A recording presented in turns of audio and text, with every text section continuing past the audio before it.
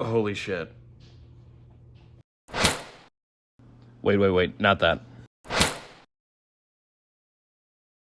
So today I watched the Taiwanese horror film directed by Rob Jabaz called The Sadness. And it's about two characters who get split up during the kind of breakout of this airborne disease that makes people... It turns off the part of their brain that tells them no, basically. So a lot of people revert to murder or sexual assault. And so it's quite the heavy movie. Positives for it though, all the practical effects, like they do like the black contact lenses, and it almost actually looks like it's partially red, and so that's pretty cool. But then they also, it's called the sadness because when the disease starts, you start crying, but then the tears almost become like mucousy and like thick. And I think, at least the way that I took it, is that part of the brain that tells you no, I almost see it as like melting away, to the point where that's what's coming out of your eyes and that's what you're crying away, is that part of the brain. That's just the way that I took it. I don't know if that's what it's supposed to be, but that's what I saw. But it's very well acted, very well directed, very well shot movie. It's just such a heavy movie to talk about because a major plot point of the movie is the sexual assault.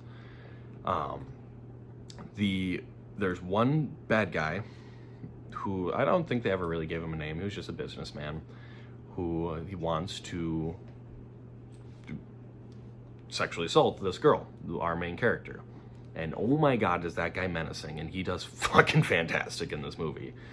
The girl's plotline of the movie is basically getting away from this guy because he wants to do things to her, and he keeps on saying, he has a bunch of these terrible lines about like, I'm going to have sex with you until you die, except, you know, there's other words in there that are a lot more vulgar.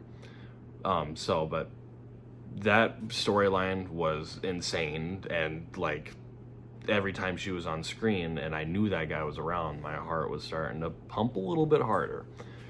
And then the male's plot point, because like I said, the two got split up and they're trying to get back to each other. He is more focused on just getting to her, and they want to meet up at this hospital.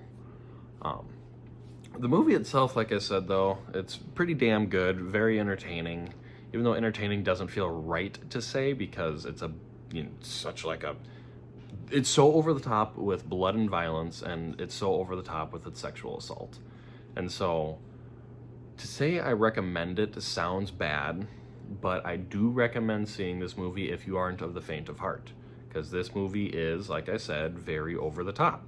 And so if you can handle, like, you know, your pretty heavy movies like Martyrs or something like that, then I would say definitely check this one out. It is on Shudder.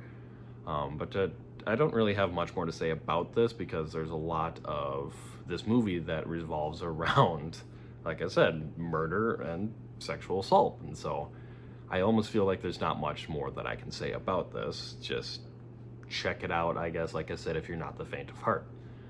So if I was to give this a rating on like scariness, I am going to give it like a 5 out of 10. Just because it is like, it's horrifying imagery in this, and it's terrible things to think about, and like what would happen if that part of the brain turned off. But the movie itself, I'm gonna give a 7 out of 10. I did enjoy this movie, like I said, even though it feels wrong to say because of how bad it is. Like, I don't know what to say anymore about this movie. I feel it's extremely over the top. Just know what you're getting into. That is my warning. Know what you're getting into. But if you guys have seen it, comment down below what you think about it and how you would kind of like explain this to a person to like say go watch it, because like I said, I feel wrong for saying go watch it because it's so crazy. But yeah, if you guys seen it, comment down below. Let me know what you think. Leave a like on the video. I appreciate you guys continuously checking out my videos, and I will see you in the next one. Thanks, guys.